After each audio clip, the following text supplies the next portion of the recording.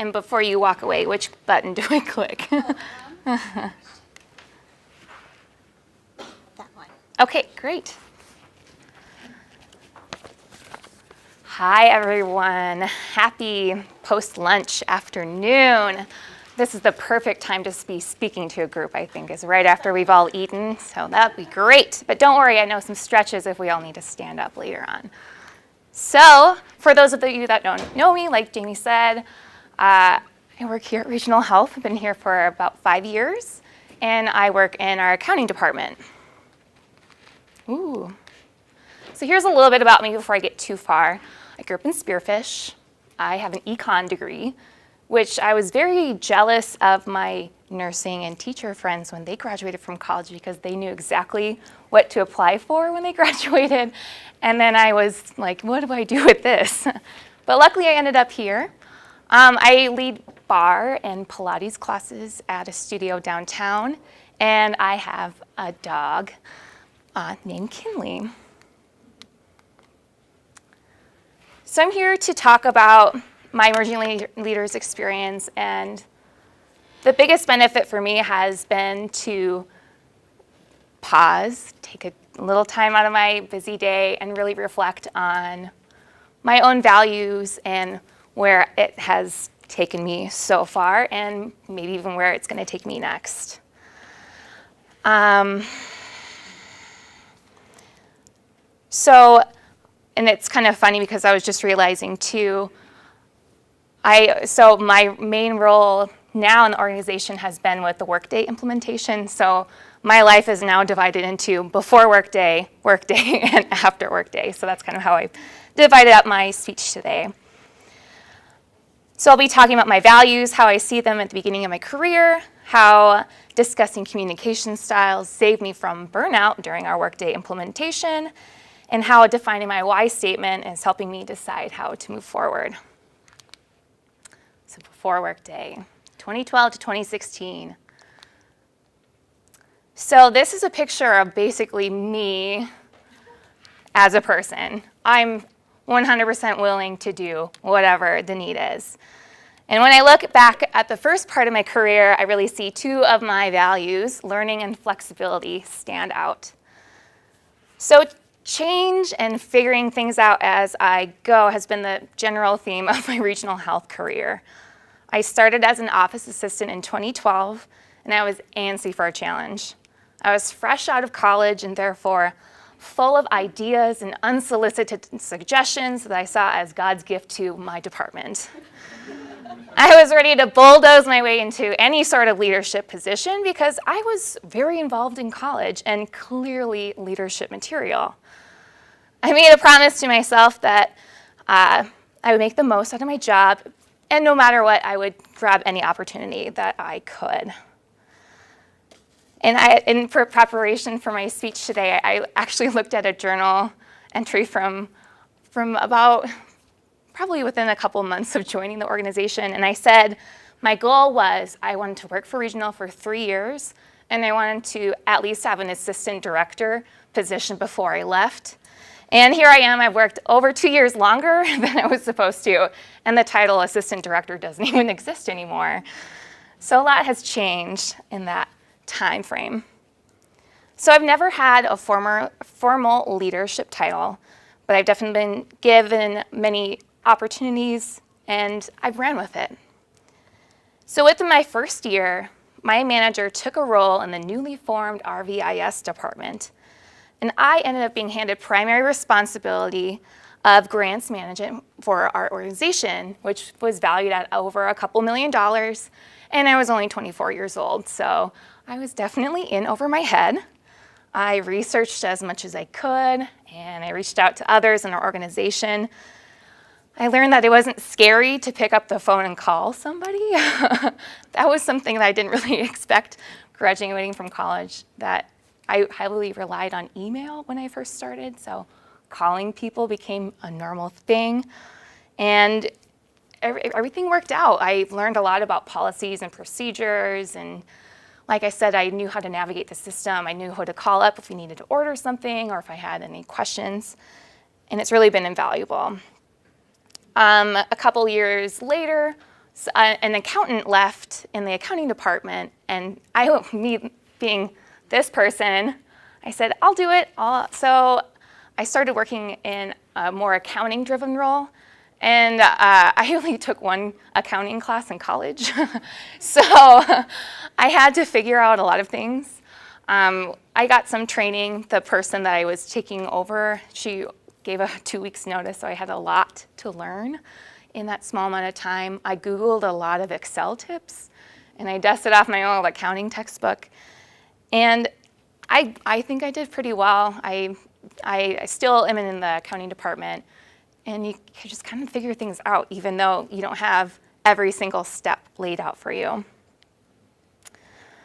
So, and then that brings me up to the Workday part of my story, which is this past year, because not just Epic went live this year, Workday went live too. But before I get too much farther, I have something to admit. I'm a really high I on the DISC profile, which is a really big shocker, I know. So when I did my little graph, it was like off the page was my I. So, so here's me reacting to Workday. Hopefully it works. That's Elf jumping up, Santa! That's me. That's me being so excited for new software. And here's my coworkers in my department. They're the Tina Fey eye roll, oh brother. Yeah, I get it. So, yeah, it was hard for me. I was so excited, but why wasn't anybody else sharing my excitement? Because I don't know if maybe I'm not the only one in the room that forgets this, but not everyone is like me, you know? And there's actually a term for that in social psychology called the fundamental attribution error. You can Google that later. There's a nice Wikipedia definition for that. So in the beginning of the project, I was super pumped. I was so ready for another challenge, and I just took on a lot of the work myself. And it was fine, but then, oh, I can't do a full finance implementation mostly by myself. So I started to ask my coworkers for help, and I even asked my leader permission if I could delegate tasks to my coworkers, and she said, yeah, definitely. And going back to our DISC profile discussion in our class, it kind of clicked. I was like, oh, why is so-and-so not enthused when I ask them to do something? Oh, because they're not an I, and I am given, for myself, someone can just say, do this, and they don't need to give me the steps. Whereas another person I work with that's out of their comfort zone, they like to understand what is their role in the overall project and more laid out this is all I know, here are some extra steps that can help you. So it was cool. I actually made that person one of my homework assignment, my communication plan. So that was, I saw improvement. They were much more willing to work with me once I learned how to speak more of their language. So, and then also just beyond that, I saw my value of collaboration go up. I'm so thankful, especially with an implementation is a lot of work. And when things go wrong, it's really nice to have teammates that will work with me and help resolve issues. So I think I'm in Workday jet lag right now. We've been live for 5 months, but I'm going more into beyond Workday, which was really hard for me to remember that there is life after Workday when I was really in the thick of it. So what's next for me?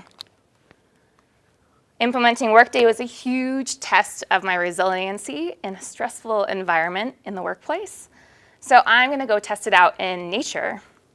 This coming March, I am taking off 2 months to go on a National Outdoor Leadership School, or NOLS mountaineering course in the Uttarakhand territory of India.